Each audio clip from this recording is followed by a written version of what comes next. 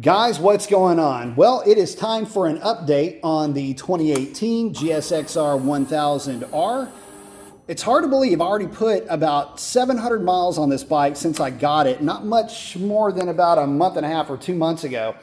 So what I want to do is I want to bring you guys some updates as far as stuff that has been done to the bike, what we're waiting on in terms of parts and what's coming next for this machine.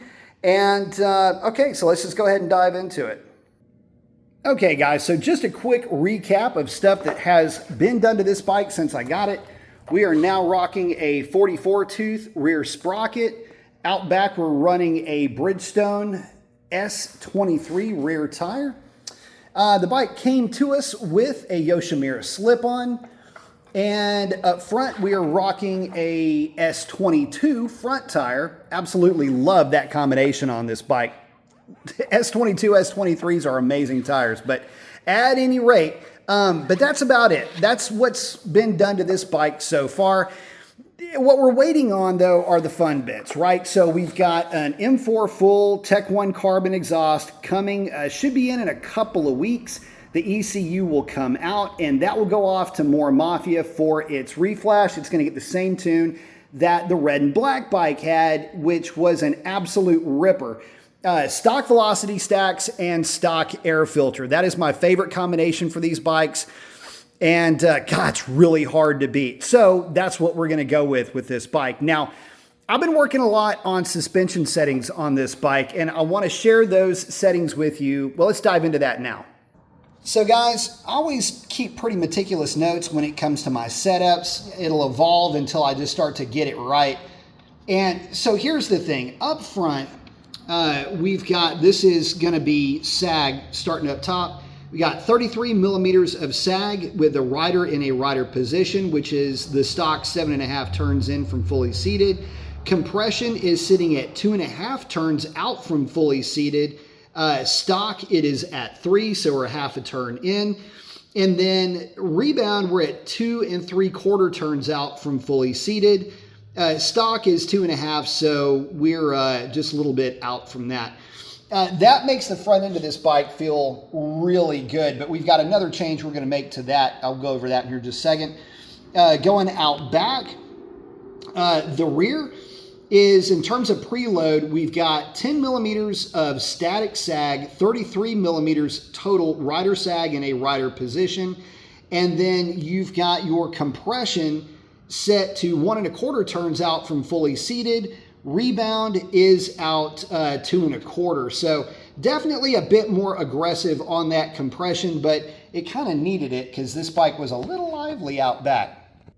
So with that setup, guys, this bike is really dialed in, especially for the street. It's a lot more compliant than the standard model is. You know, like expansion joints, road imperfections, bumps, whatever. This bike soaks it up a heck of a lot better than the standard bike does. I am going to make one change though, and that is up here with the front forks. What I'm going to do is when the bike goes in for its full exhaust, what I'm going to do is I'm going to bring the front end of the bike up to where this little witness mark is right here on the front forks. And the reason for that is with the bike having a more nose pitched down attitude, what'll happen is under really hard braking, say you're coming into a corner excessively hot, you're just hammering into that thing, you set the bike up, and under hard braking, you'll find that the back end of this bike will start to get a little bit light. And you really do have to adjust your weight significantly further back when you are grabbing that front brake.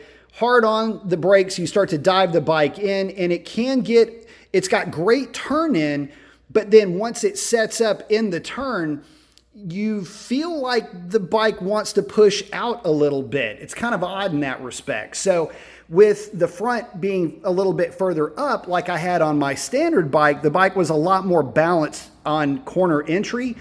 It took a little bit more effort for it to get committed to drop into the corner, but once you were there, it was easier to maintain your line. And so for me, I'm just going to go back to that type of setting, and I'll mess around with the rider sag a little bit after that. It could potentially make rider sag a little bit higher in the back, a little bit less up front, just with a slight difference in weight distribution. I highly doubt it, but if it does, that stuff's super easy to go back, and it's not going to affect the hydraulics on those suspension bits at all. So with that, guys, that's the update. That's the wrap up on the 2018 GSXR 1000R. Overall, this is my favorite bike that I have owned. I absolutely love this motorcycle. I've been having a ball with it as it has been stock. And I gotta tell you, as much fun as I've been having with this bike, I cannot wait to get the tune on it. Get the suspension set up a little bit different with that slightly higher ride height, and this is gonna be a wrap on this bike. I'll be bringing you some fun ride-along videos with it, but overall, guys, I could not be any happier with this bike, and there you go. But listen, if you made it this far in the video, consider smashing that subscribe button. Helps out the channel more than you know. Can't wait to bring you more updates as they come for this bike. We'll catch you on the next one. Take it easy.